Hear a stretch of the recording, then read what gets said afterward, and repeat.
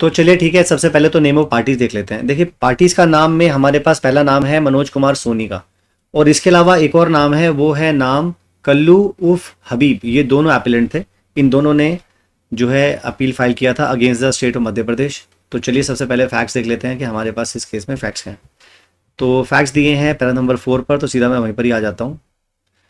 तो प्रोसिक्यूशन का नटशेल में केस ये था कि जो कंप्लेनेंट और जो उसके सर्वेंट था वो घर पर मौजूद थी। तो इतने में वहाँ पर कुछ 4 लोग घर में घुस जाते हैं। उनमें से एक के पास जो है वो पिस्टल भी थी, और वो उसे टेरराइज करते हैं कि अगर तुमने चाबी वगैरह नहीं दी, जो भी ज्वेलरी वगैरह है वो हमें दे दो, और शोर शराबा मचाया तो हम तुम्हें जान से मार देंगे। तो ऐसा कहकर वो उनके हाथ और पैर बांध देते हैं दोनों के, और घर में जो भी है रोबरी वगैरह कर लेते हैं, और जो ज्वेलरी होती है गोल्ड की और सिल्वर की और कैश वगैरह भी ले जाते हैं। इस संबंध में एक एफआईआर लॉन्च हो जाती है, और उसके बाद जो है इनको अरेस्ट कर लिया जाता है, एक्यूज पर्सन को। तो ये एफआईआर जो लॉन्च होती है ये 4 लोगों के खिलाफ होती है, अननोन लोगों के खिलाफ होती है, और इनको चारों को गिरफ्तार कर लिया जाता है। अब हमारा कंसर्न यहाँ पर है मनोज के साथ। बेसिकली मनोज और जो कल्लू है, इनका नाम डिस्क्लोजर स्टेटमेंट में आया था।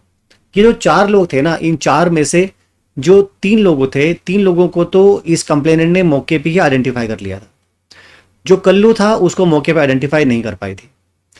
इसके अलावा जो मनोज है, मनोज का नाम लेटर ऑन इन्वेस्टिगेशन में आया था। इन्वेस्टिगेशन में कैसे आया, जब इन तीनों लोगों को, ये जो एक्यूज पर्सन थे जिनको कंप्लेनेंट आइडेंटिफाई कर लिया था, तो पुलिस ने इनको गिरफ्तार कर लिया। अब इन्हीं के डिस्क्लोजर स्टेटमेंट में कल्लू का नाम भी आया, और इसी की स्टेटमेंट में जो मनोज था, मनोज का नाम भी इसी की इन्वेस्टिगेशन में डिस्क्लोजर स्टेटमेंट में अंडर सेक्शन 27 आया था।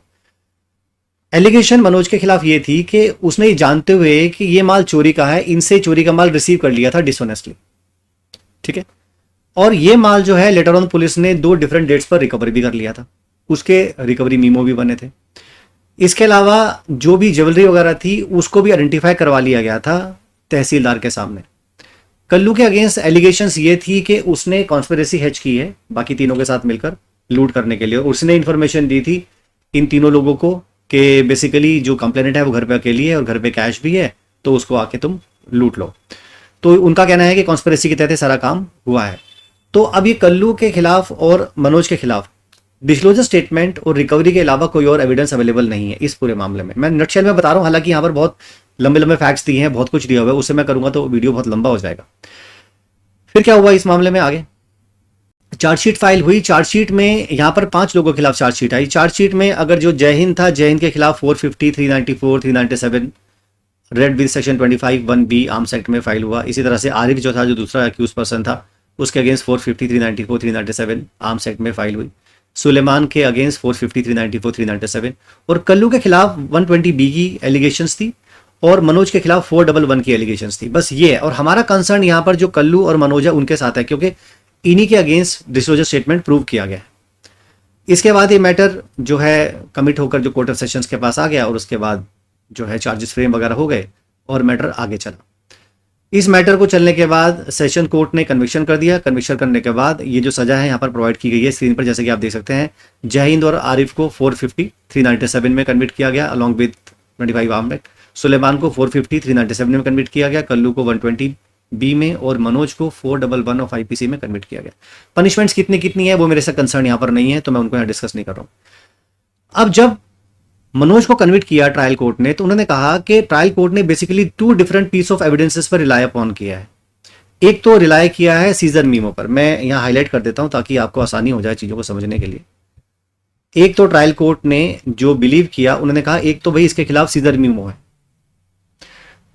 विच were prepared upon the recovery of the stolen articles from the Manoj possession. Manoj के कब्जे से कुछ ये ऑर्नामेंट्स मिले हैं, ज्वेलरी मिली है, और उसकी सीजर मीमो ही बनी है।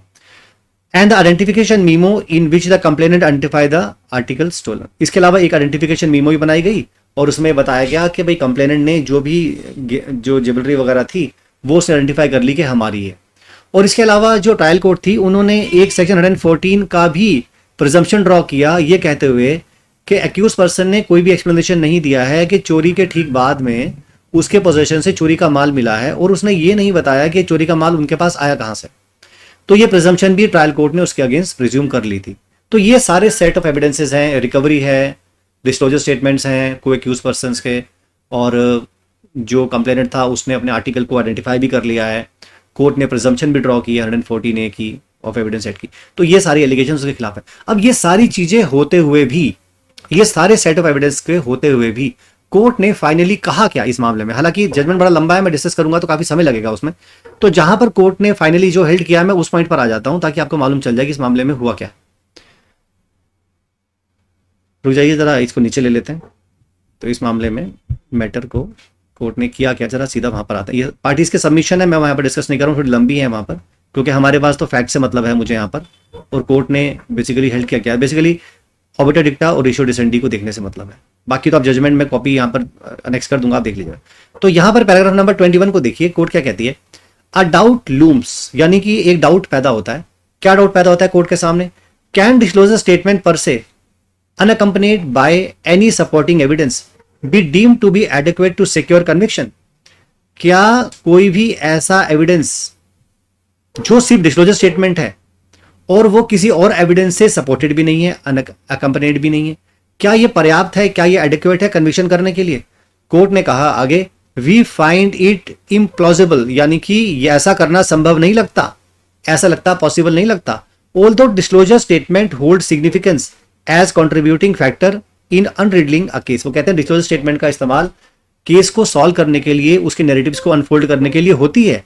In our opinion they are not so strong a piece of evidence sufficient to its own and without anything more to bring the charges beyond reasonable doubt. अब अगर आप ये बोलिए कि खाली डिस्क्लोजर स्टेटमेंट के बेस पर कन्विक्शन कर दिया जाए तो ये करना तो पॉसिबल नहीं है। तो यही कोर्ट ने यहां पर हेल्ड किया। सो मैं समझता हूं ये जो क्वेश्चन था और जो ये सॉल्यूशन है ये आपको अच्छे से समझ में आ गया होगा। ये जो पर्टिकुलर जजमेंट है ना, ये आने वाले जो भी क्वेश्चन पेपर्स हैं उनमें हो सकता है जजमेंट राइटिंग के फॉर्म में इस जजमेंट को पूछ लें। हो सकता है मेंस में ये क्वेश्चन कुछ प्रॉब्लम बेस्ड क्वेश्चंस बनाकर आप लोगों को दे दें और उसमें वो पूछ लें। तो इसको गो थ्रू जरूर कर लेना। और बाकी जो मेरे क्वेश्चंस मैं आजकल चला रहा हूँ आईपीसी और एविडेंस सेट के, उनको भी आप देखते रहिएगा। और हाँ, इनको सेव करके आप कमेंट जरूर मेंशन कर दिया करो। आप में से काफी सारे लोग हैं वो लोग कमेंट मेंशन नहीं करते हैं। आपके कमेंट से मुझे मालूम चल पाता है कि आगे आपकी क्या एक्सपेक्टेशंस है, आप क्या चाहते हैं, तो वो जरूर इसमें मेंशन कर दिया करो। तो चलो ठीक है, इस पर्टिकुलर प्रॉब्लम बेस्ड क्वेश्चंस के कॉन्टेक्स्ट में इतना ही है।